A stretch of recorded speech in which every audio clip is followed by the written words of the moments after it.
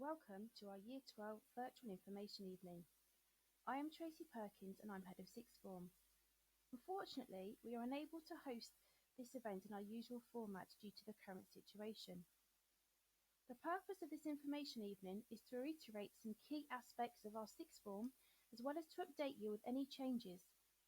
Some really exciting news to start off with is that the keys to our new Sixth Form Centre are due to be handed over this Friday, and all being well, we'll be in for lessons as of Monday the 21st of September.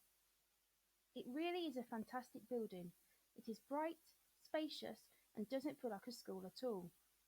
Images of its design can be found on the school website.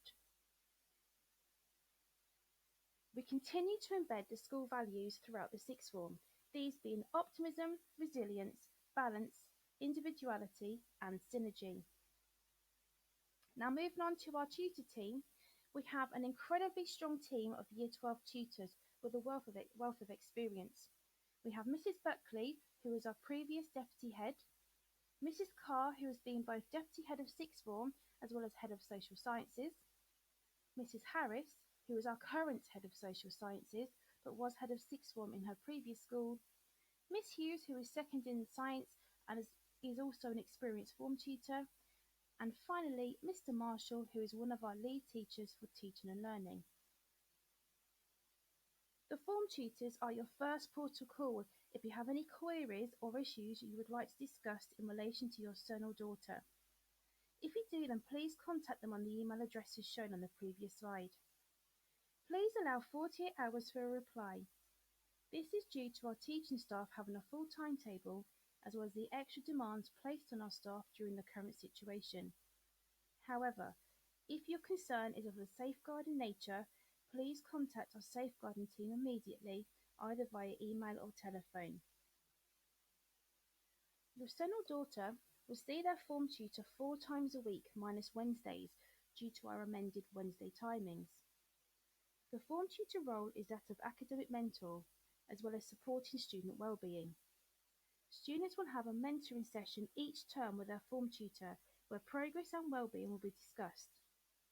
Within tutor times, students follow a progressive programme which includes reflection, current affairs, as well as PSHEC.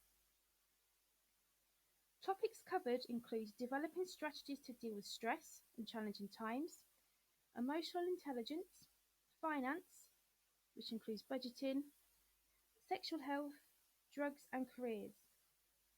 Most students will have a Unifrog account from Year 11, and for those that are new to our Sixth Form will have one set up.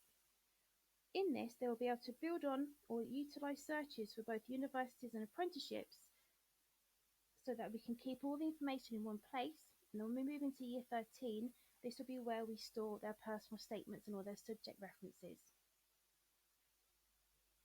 All Year 12s are expected on site at 8:30 a.m. They will stay on site until 2:45 p.m. Monday, Tuesday, Thursday and Friday, and 2 p.m. on Wednesdays, whilst we are operating the staggered timings. These will return to 3 p.m. and 2:15 p.m. respectively. With the exception of those subjects requiring specialist facilities, for example science or art, all subjects are currently being delivered in the Sixth Form bubble spaces of the E Block and the V Block.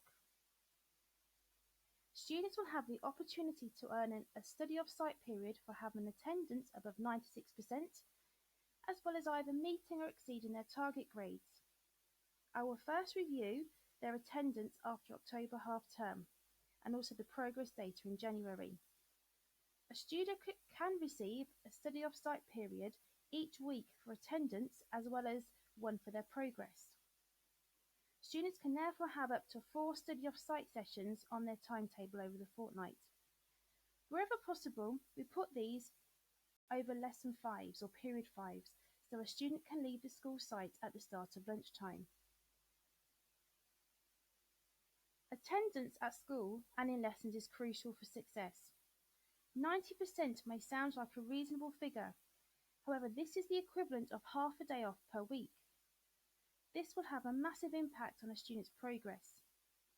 Copying up the notes is not the same as being in the lesson and actively participating. However, if your son or daughter is ill, please can you email Sandra Fernandez or ring the main school line and leave a voicemail stating the reasons for their absence.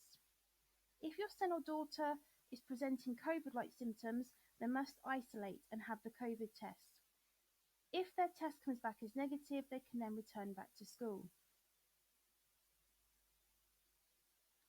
Many of our students have part-time jobs to earn money to support them with their driving lessons or to contribute to family life. Having a part-time job can develop a number of transferable skills such as communication skills, time management, the ability to work with individuals from a variety of backgrounds and ages, but it is important that our students do not do too many hours. In Year 12, if they work 16 hours or more per week, they are likely to underachieve by at least one grade.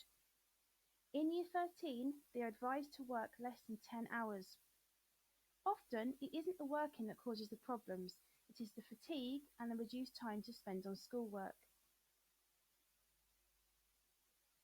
As well as their chosen subjects, your son and daughter will have both physical activity and study support on their timetables. Physical activity is very different in nature to Key Stage 4 PE.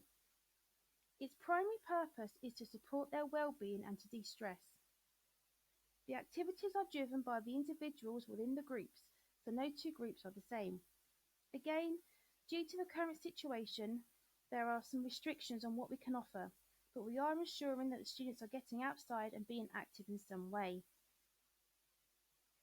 Study support builds upon the skills each student has developed during Key Stage 4, whilst looking at refining their approach for Key Stage 5. Topics include time management, note making, including how to make Cornell notes, speed reading, and so on. From Term 4 onwards, these lessons change their focus as we start to look at universities and apprenticeships in more detail. So what is the 6-1 mindset? This is covered through both a tutor program and study support. We ask each student to reflect on their vision, effort, systems, practice, and attitude. Whereby vision is, do they know what they want to achieve at the end of these 2 years? What grade are they aspiring for? What career would they like to have? Effort, how many hours of quality independent study do they actually do? And systems, how do they organise their learning as well as their time, and do they need any support with this? Practice, how do they practice to improve their study skills? Do they regularly review their learning? And finally, attitude, do they have a positive mindset, and how do they respond to setbacks? If a student scores highly in all, they are likely to do well. If they are weak in one area, the student may plateau and not progress as much as they should. We try to help our students to unlock all 5 areas. Vesper investigates or instigates many of our mentoring sessions. Here at Southfield, 6th Form, we will support and encourage students to develop a 6th Form mindset by offering quality teaching and learning in the classroom, being honest with the students and parents regarding their progress, through the mentoring system and tutor time, through our personal development days where for our 6th Formers they take very much a careers outlook and a future outlook, so we look at skills such as interview skills, how to write excellent personal statements or letters of application and so on. Now we live in a competitive world where excellent grades aren't enough, unfortunately. We aim to make our students into the complete package they stand out. Our enrichment programme is unfortunately not fully operational currently due to the limitations placed on school establishments. What you can see here are activities that are still being offered currently. Duke of Edinburgh will be running, albeit in a slightly different format. Students will have the opportunity to attend a Teams meeting with the Duke of Edinburgh team in the coming weeks. The National Citizen Service Award have provided us with a virtual presentation of a reviewed course that they can offer. Many universities are also offering virtual tours as well as subject lectures. There are MOOCs whereby students can study courses for free on subject matters that relate to their personal interests, their potential degrees or career choices. University admission tutors love them, and on the whole they only take a few weeks to complete. There is also the extended project which many of our Year 12s have already started. Again, the EPQ is really popular with the admissions tutors as it offers students a wealth of skills, They'll learn many of those transferable skills which universities admissions tutors are looking for. You will see this shortly when I show you the skills audit. And then there's virtual work experience. Courses such as medicine, but work experience is vital, but it is impossible to obtain experience in its usual format in the current situation. Consequently, there are ways to experience work experience in a virtual manner. Some Year 12s have already started this, as they did during the lockdown, but if others are interested, they are to come and see me and I can share with them how to access it.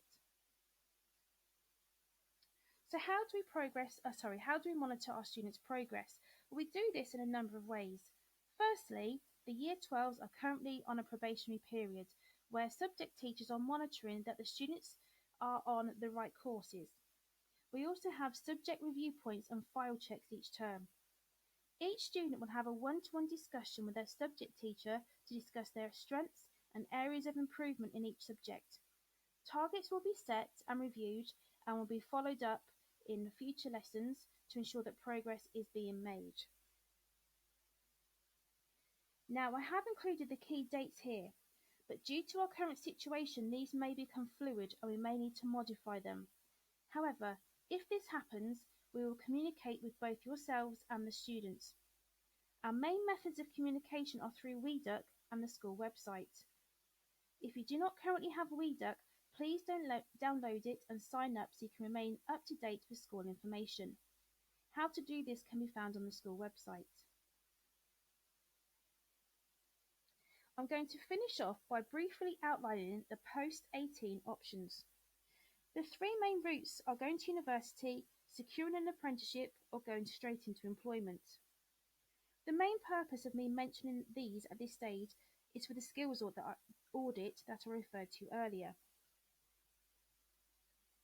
These are the skills that university admission tutors are looking for.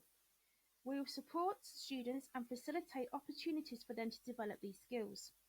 The earlier students are aware of what they need to achieve, the greater their skill development can be.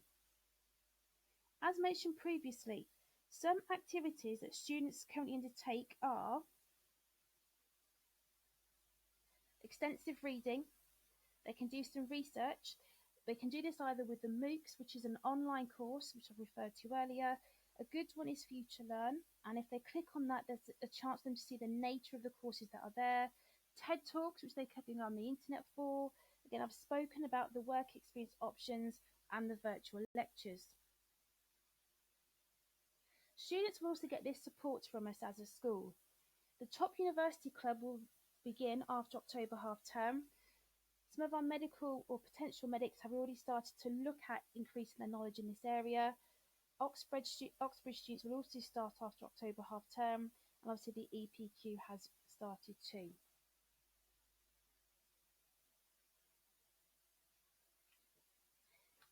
If your son or daughter is considering an apprenticeship, it is worth looking at the Amazing Apprenticeship site.